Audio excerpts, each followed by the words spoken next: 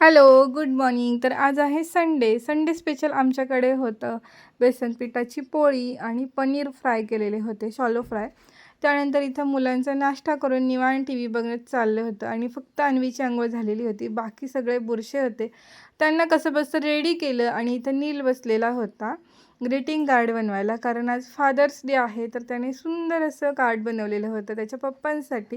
त्यानंतर दुपारच्या वेळेला सामान आणलेलं होतं महिन्याभराचं, तेच आम्हाला लावून घ्यायचं होतं. तर इथं पोरांचं मध्ये-मध्ये करणं चाललेलं होतं. म्हटलं चहा घेऊयात आणि मग कामाला लागूयात. तर इथं ताई आणि मी दोघी सामान ठेवत होतो. तोपर्यंत इथं आमच्या अन्वी मॅडम देखील आल्या. अन्वीला मॅगी खूप जास्त आवडायला लागली हल्ली. आम्ही खूप कायम बनवत नाही, महिन्यातनं एकदाच आमच्याकडे मॅगी बनत असते. आणि अन्वीसाठी हे बबल तर प्रत्येक सामानात आणलंच जातं.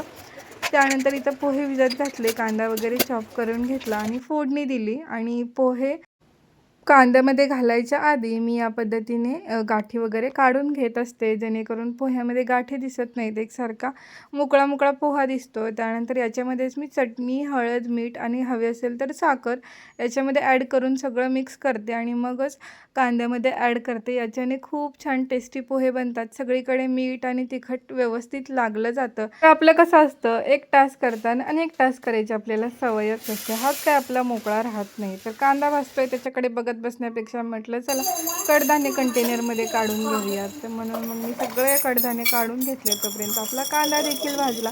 मस्त असे पोहे परतवून घेतले. तर चला आजचा व्लॉग एवढाच. भेटूयात उद्या. बाय.